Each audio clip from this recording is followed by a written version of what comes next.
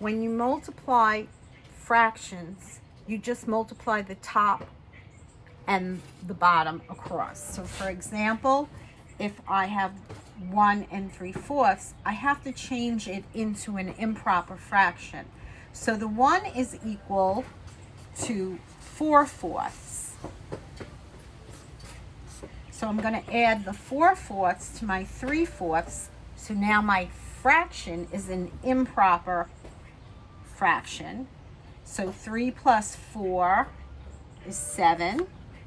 And I leave the 4 because that's the parts that I have. And if I'm going to multiply this by 2/3, let's say, if my problem had originally been 1 3/4, this doesn't look good, times 2/3, I just multiply straight across.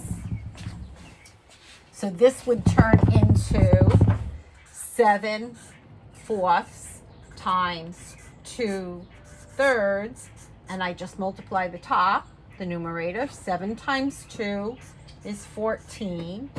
4 times 3 is 12. Okay, now we notice that because the numerator is bigger than the denominator, this is an improper fraction. So you can do it two ways.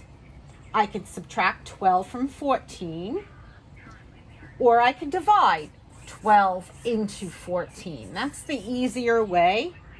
12 goes into 14 one time. Minus the 12, I'm left with 2. The 2 is my remainder, so that becomes 2 over 12. I have to simplify that.